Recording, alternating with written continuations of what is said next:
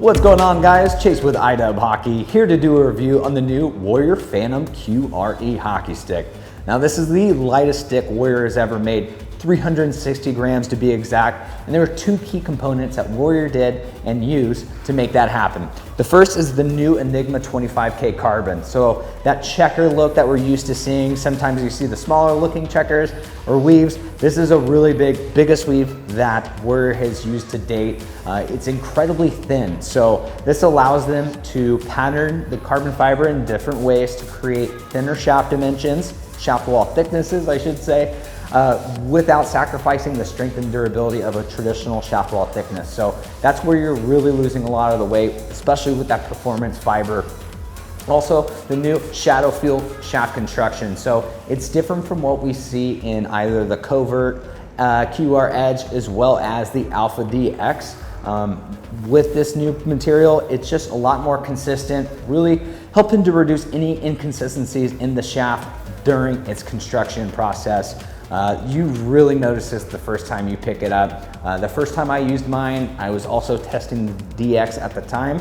It was 395 grams in the DX. This is that 360 gram stick, so I would go from using this into a 395 sub 400 gram stick, and that would feel like a tank. So that really says something. With one of the lightest sticks on the market feels like a tank after you get done using this. Playability wise, also improved compared to that QR Edge. A noticeable difference between the different carbon fibers is the playability and the responsiveness.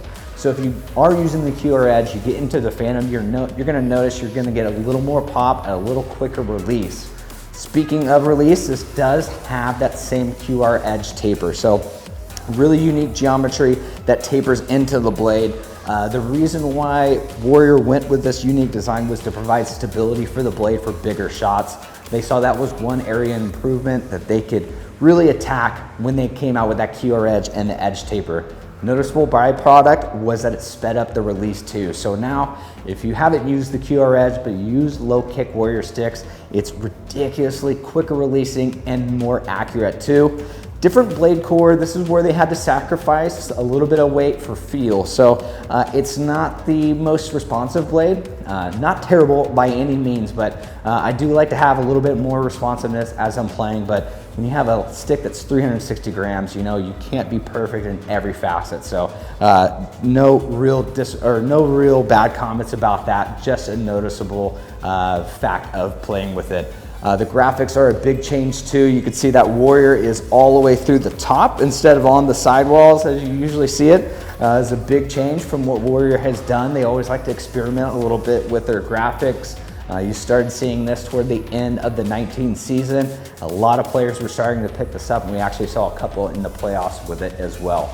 If you're looking for more information on the Warrior Alpha as well as the Covert lines, make sure you go to icewarehouse.com.